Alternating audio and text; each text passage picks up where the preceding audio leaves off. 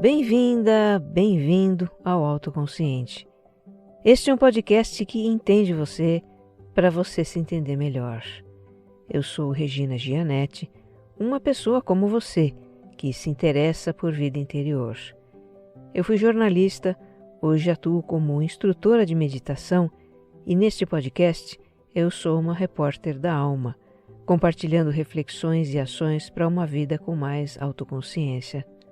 A minha intenção é que ao terminar um episódio, você se sinta melhor do que quando começou.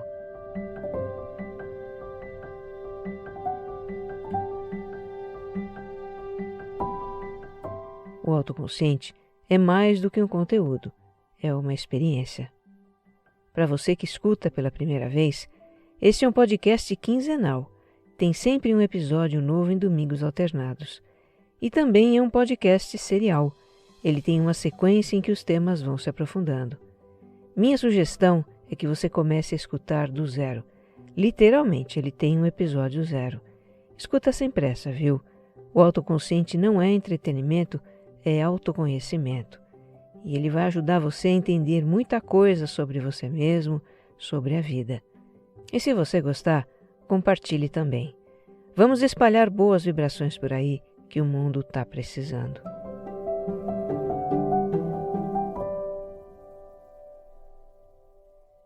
Episódio 85. Até quando teremos que aprender pela dor?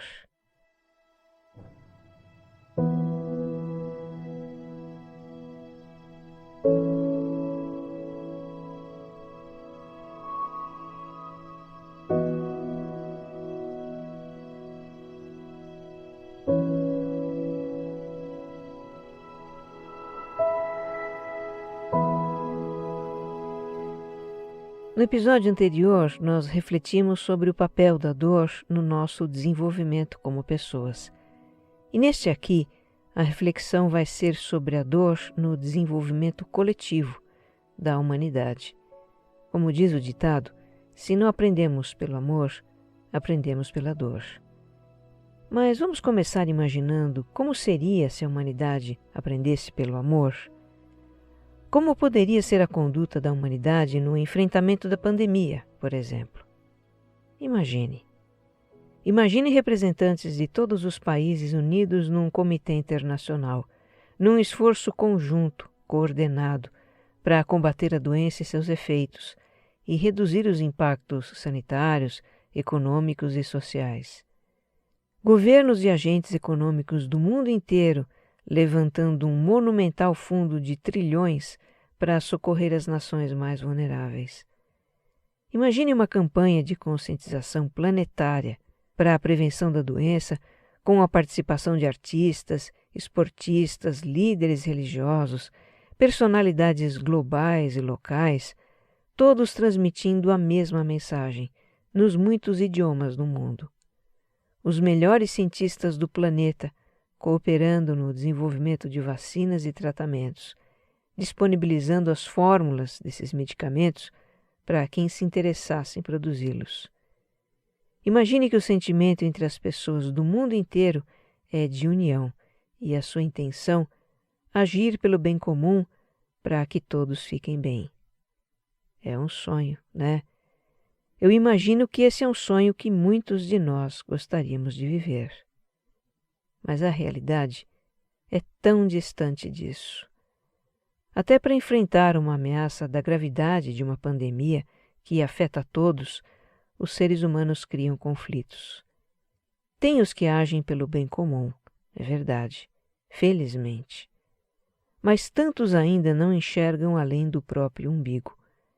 Tem os que estão na negação ou na fantasia, os que só pensam em manter suas liberdades e privilégios, os que se pegam em disputas de poder, os que se aproveitam da vulnerabilidade alheia, os que distorcem fatos em benefício dos seus interesses, os que só querem se garantir e o resto que se exploda. O resultado disso é o que a gente está vendo. Mais dificuldades para enfrentar a pandemia, mais dor. Até quando a humanidade terá que aprender pela dor? Bem, se no plano pessoal a dor convida a crescer, no plano coletivo não haveria de ser diferente. A história da civilização humana é uma história de muita dor.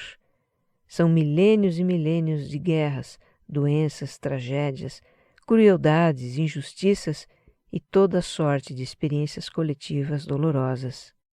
Mas isso, acredito eu, não vai ser para sempre.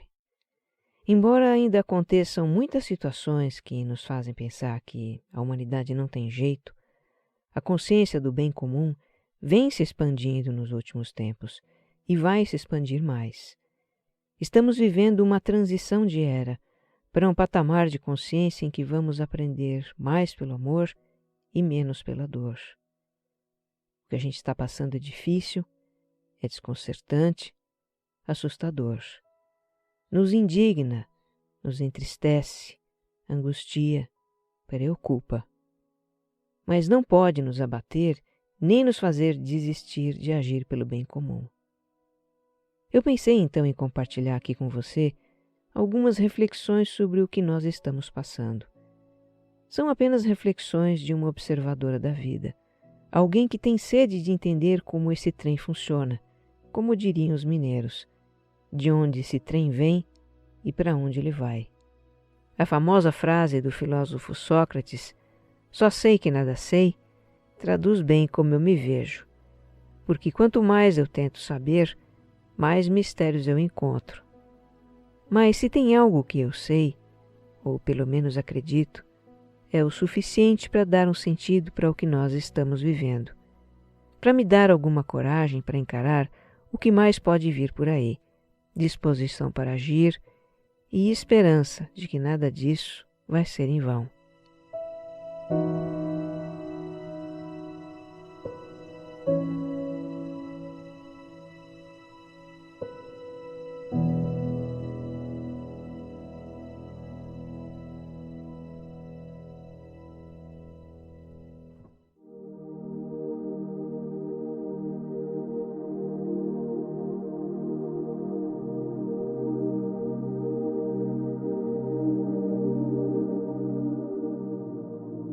Vamos partir daquele mesmo ponto do episódio anterior, que é a ideia de que somos seres espirituais vivendo experiências na dimensão material, com um nível de consciência limitado por essa dimensão material.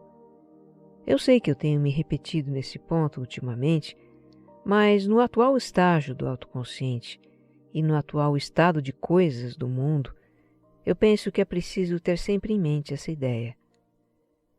E para a gente refletir sobre a nossa condição nessa dimensão material, acho que não tem nada melhor do que o mito da caverna, do filósofo grego Platão.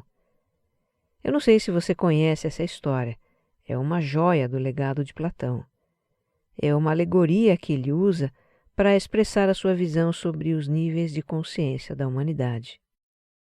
Se você puder, pause este áudio agora e dê uma busca por imagens do mito ou alegoria da caverna de Platão na internet. Tendo essa imagem como referência, vai ficar mais fácil entender aqui a minha descrição. Mas vamos lá. A caverna tem uma entrada que desce em diagonal, uma diagonal bem inclinada. Essa descida, ela tem uns poucos metros e acaba num platô onde arde uma fogueira, bem na borda do platô. Do platô se vê o salão da caverna, uns 3 metros abaixo. Agora imagine que, paralelo ao platô, tem um muro longo, os dois têm quase a mesma altura, e que o vão entre o muro e o platô forma um corredor. Muito bem, o que está acontecendo ali? No corredor tem pessoas fazendo um teatro de sombras na caverna. Platão chama essas pessoas de amos ou senhores da caverna. Os amos erguem sobre o muro figuras de animais, pessoas, objetos, grandes figuras fixadas no alto de varas que passam na frente da luz da fogueira. E a luz da fogueira projeta sombras dessas figuras na parede ao fundo da caverna. Aí, do outro lado do muro, no espaço entre ele e o fundo da caverna, tem um grupo de pessoas acorrentadas de frente para a parede no fundo da caverna. Elas estão ali presas desde sempre, assistindo aquelas projeções na parede. Platão os chama de prisioneiros da caverna, e eles reagem ao que veem, se agitam, discutem entre eles. Tudo que eles conhecem, o seu mundo, são aquelas projeções. Eles se contentam com aquilo e não têm outras aspirações. Platão escreveu essa alegoria na forma de um diálogo entre o filósofo Sócrates, que era seu mestre, e um outro homem chamado Glauco. E nesse diálogo, os dois personagens imaginam como seria se um dos prisioneiros da caverna fosse libertado das correntes e levado para fora. E pela primeira vez na vida, ele visse a luz do sol. Uma luz que no princípio cega o prisioneiro, habituado à escuridão. Eles imaginam como seria quando esse prisioneiro tivesse se acostumado com a luz do sol e começasse a ter experiências no mundo externo, e compreendesse que o sol governa tudo naquele mundo, as estações, os anos. E se o ex-prisioneiro retornasse à caverna para contar o que havia visto, para libertar seus companheiros, o que aconteceria? Sócrates e Glauco imaginam que ninguém acreditaria nele, que os prisioneiros iriam rejeitar a existência de uma outra realidade, que eles sentiriam seu mundo ameaçado por aquele que viu a luz do sol e provavelmente o matariam.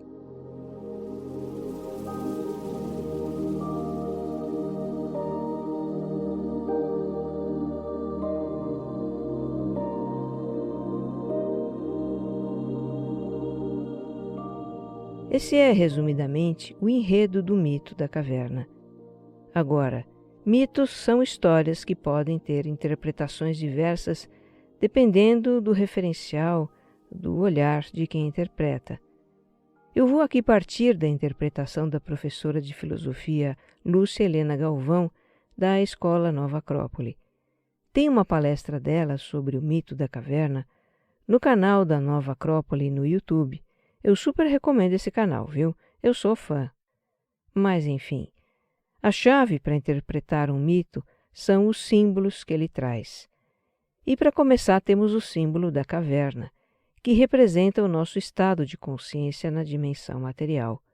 Porque, veja, a caverna é um espaço fechado, limitado, assim como a nossa consciência na dimensão material é limitada. Quem está dentro da caverna não vê o universo do qual ela faz parte, não vê o todo. E assim as pessoas que estão dentro da caverna, tanto os amos quanto os prisioneiros, são ignorantes da realidade maior, que é a unidade de todas as coisas. A fogueira, ela simboliza o desejo humano. Ser humano tem um corpo físico, tem necessidades de sobrevivência, não é? Pois o desejo é o que move para a satisfação das necessidades. Não só o desejo carnal, mas também o de poder, de influência, de riqueza, que satisfazem o ego. Os amos da caverna, que fazem o teatro de sombras, representam o homem que busca ter poder sobre os seus semelhantes, busca dominar. No caso aqui, dominar fazendo os outros acreditarem no que convém a ele, para satisfazer os seus interesses. E sendo assim, as sombras que os amos projetam simbolizam as narrativas que são criadas para exercer esse domínio. Já os prisioneiros da caverna representam o homem que é dominado, que não conhece nada além da visão da realidade que é mostrada para ele. As correntes que o prendem seriam então as crenças, os dogmas, as ideologias, e também o medo. As correntes representam uma visão de mundo que mantém o homem preso, e ele nem sabe que está preso. Outro símbolo é o sol que brilha fora da caverna, que Platão usa para representar a ideia do bem. Segundo ele próprio escreveu na sua alegoria, a ideia do bem que se percebe com dificuldade, mas que não se pode ver sem concluir que ela é a causa de tudo que há, de reto e de belo. Me ocorre também que o muro entre os amos e os prisioneiros seja um símbolo da ideia de separação entre os seres humanos. Se na dimensão espiritual a consciência é de unidade, na material é de separação. Na matéria existem o eu e o outro. É cada um por si. Então, em poucas palavras, o que Platão brilhantemente descreve com essa alegoria é a condição da humanidade. Todos têm necessidades, todos buscam sobreviver, seja dominando o outro, seja se submetendo ao domínio do outro. Esse é o drama humano desde o início dos tempos, e que resulta em guerras, injustiças, desigualdade, crueldade, preconceito, enfim, em experiências de dor.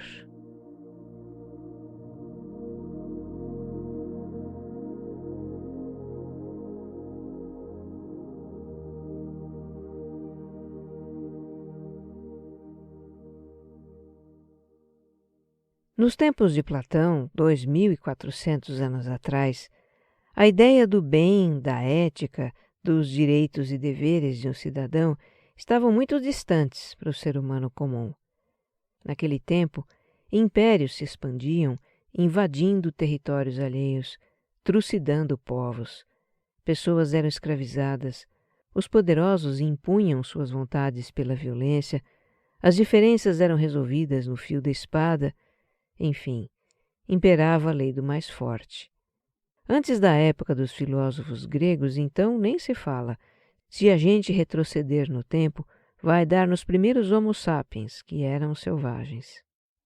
Mas mesmo antes dos filósofos gregos, e mais ainda depois deles, foram tantos os homens e mulheres que compartilharam com a humanidade sobre o bem, o amor universal, a unidade de todas as coisas. Lembramos sempre de iluminados como Buda e Jesus Cristo, mas houve muitos outros que, de maneiras diferentes, sob perspectivas diferentes, falaram de algo que em essência é a mesma coisa. Viemos da mesma fonte, somos todos um. É verdade que, se as ideias que eles semearam foram germinando lentamente ao longo dos tempos, não foi propriamente porque achamos muito lindas as palavras sobre ética, respeito, amor ao próximo, trabalhar pelo bem comum. Foi porque sofremos muito. A consciência humana avança nos refluxos das batalhas, das tragédias e dos holocaustos. Um bom exemplo disso, para mim, foi que depois da Segunda Guerra Mundial, dos horrores dos campos de concentração, da devastação da Europa, da bomba atômica sobre Hiroshima e Nagasaki, depois de tudo isso, caiu a ficha de que havíamos ido longe demais. Em 1948, foi promulgada a Declaração Universal dos Direitos Humanos, que reconhece o direito à vida, à liberdade, à dignidade de todas as pessoas, sem distinção de gênero, etnia, nacionalidade, credo, convicções políticas. E aí entra a pergunta que não quer calar. Ok, se já existe entre nós o entendimento do que é correto, ético, moralmente aceitável, por que então ainda existe tirania, escravidão, discriminação, crueldade, abusos de todos os tipos? Por que ainda continuamos ferindo, tentando manipular, dominar uns aos outros?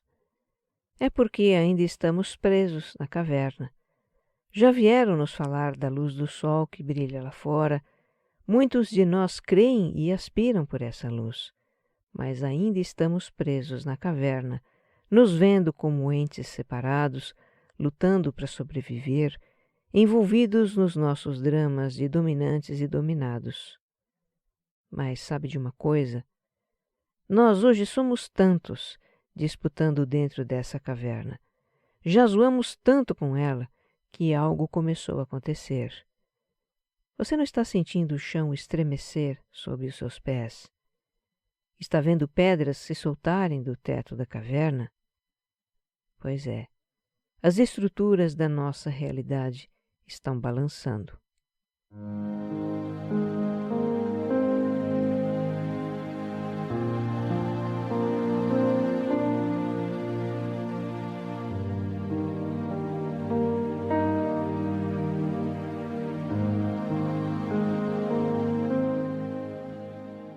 O estremecimento das estruturas do nosso mundo começou há algumas décadas, quando a humanidade iniciou a transição para a chamada Era Pós-Moderna ou Modernidade Líquida.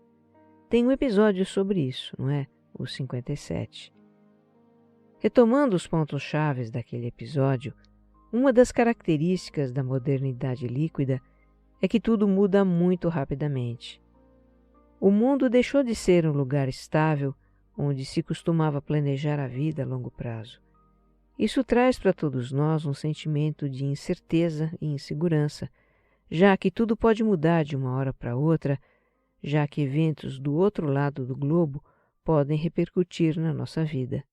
Outra característica da fase atual é a crise das metanarrativas, ou seja, de uma visão de mundo unificadora, ou ainda de um modelo para o funcionamento do mundo que traga esperança quanto ao futuro.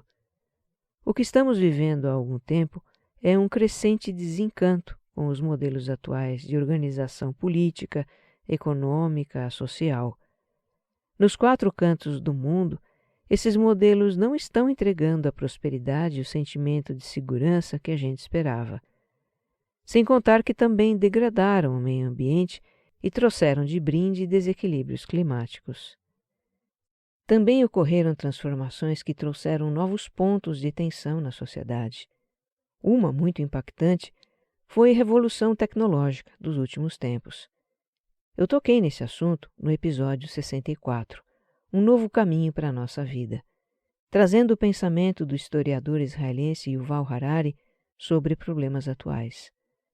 Um dos pontos que ele coloca é que, a tecnologia gerou grandes benefícios para a humanidade, mas, por outro lado, mudou muita coisa no mercado de trabalho, com a automatização nas indústrias e no campo, a extinção de negócios e ocupações, a exigência de um nível de qualificação que pouca gente tem.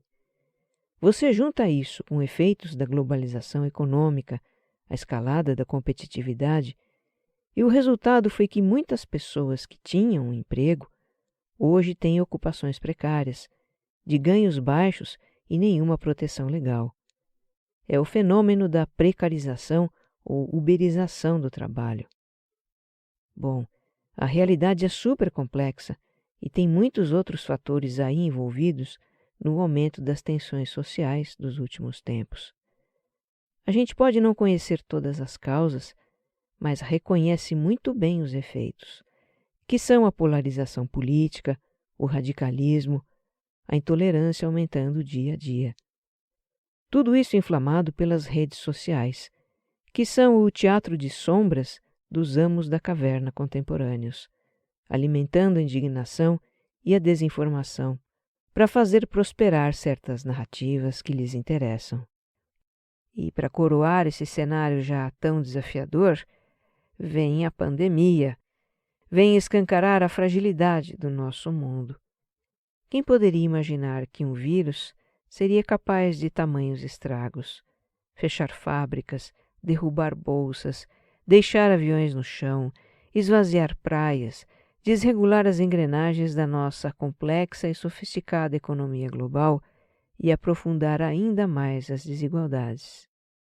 A pandemia também ampliou as diferenças de entendimento da realidade existentes entre as pessoas.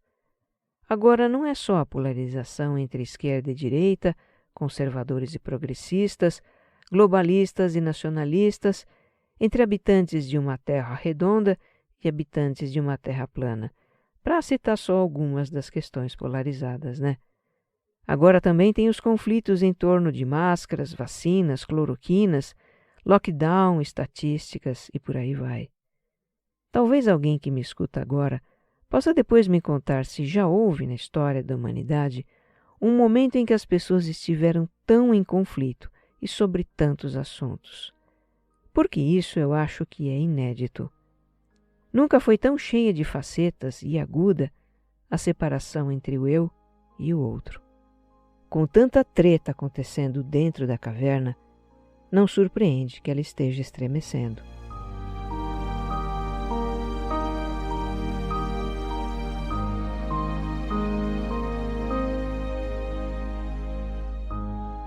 Eu tive uma fase da vida há muitos anos em que eu fazia diários, Até contei isso no episódio anterior, né? Nos meus diários eu escrevia tudo o que me vinha à mente. Eu já não tenho mais aqueles cadernos. Depois de um tempo eu os queimei, porque eles já haviam cumprido a sua função. Mas tem uma coisa, uma única coisa de que eu me lembro que eu escrevi. E que foi uma ideia assim.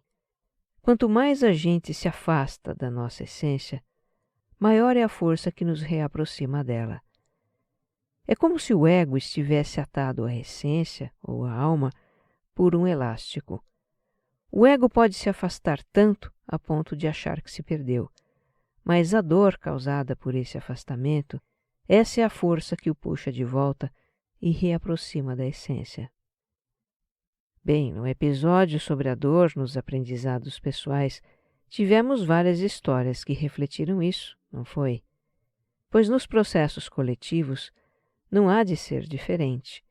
Se somos todos oriundos da mesma fonte, se em essência somos um só, a dor dos conflitos uns com os outros, pelo afastamento uns dos outros, essa será a força que nos reaproximará do que em essência somos, e somos um só.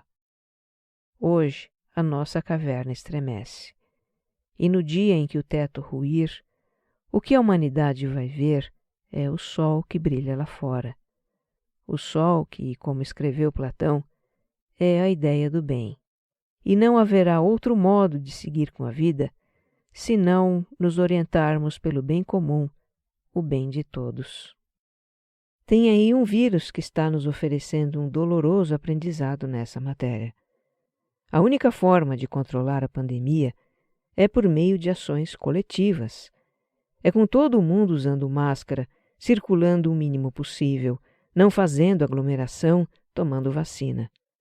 Sim, é cansativo, é penoso, está a cada dia mais difícil e não tem prazo para isso acabar. Mas é necessário. Às vezes precisamos aceitar um mal menor em benefício de um bem maior. É também preciso socorrer uma legião de pessoas que perderam a fonte do seu sustento. Nós vivemos uma crise humanitária sem precedentes na nossa geração. Há mesmo momentos em que bate um desânimo, um pensamento de que é impossível unir as pessoas em torno do bem comum, sendo que há tanto individualismo, egoísmo e mal no mundo. Realmente, na caverna impera a lei do cada um por si. Mas isso não é motivo para não agir pelo bem comum, para quem tem essa consciência. E é fundamental neste momento afirmar essa consciência por meio de ações e palavras. É só assim que ela vai poder se expandir, aglutinando pessoas que pensam igual, conscientizando as que têm alguma abertura para pensar igual também. Quanto às pessoas que estão mergulhadas no conflito, na rejeição até agressiva de tudo que contraria sua visão da realidade, no individualismo, no medo, bem, elas se afastaram da sua essência. Em algum momento, não vão mais poder resistir e serão puxadas de volta. Este foi um episódio cheio de símbolos: caverna, fogueira, sombras, sol. Tem símbolo até na sua data de estreia, 4 de abril de 2021, que é um domingo de Páscoa. Páscoa que simboliza renascimento. E olha só, um dos símbolos da Páscoa é o girassol, a flor que acompanha o trajeto do astro no céu, sempre voltada para sua luz. Interessante, né? E acredite, eu não planejei esse tema para esta data. Apenas calhou de ser nesta data. E só quando eu estava na metade do episódio é que me ocorreu fazer a ligação entre o sol do mito da caverna e o girassol da Páscoa.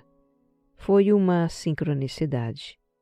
Talvez para nos incentivar a sempre seguir a luz do sol, o sol que a tudo governa e representa o bem, como no mito de Platão.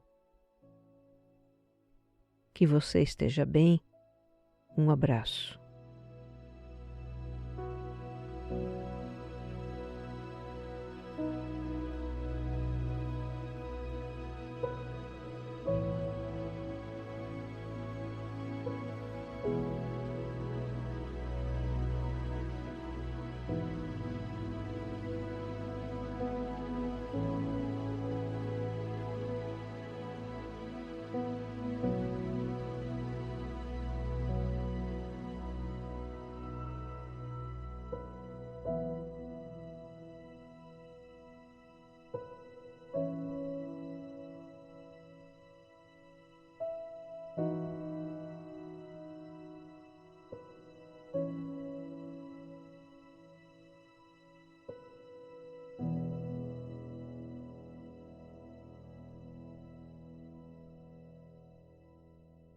Autoconsciente é um podcast distribuído pela Rede B9, com o roteiro e apresentação de Regina Gianetti, edição de som e capas, Jéssica Correia.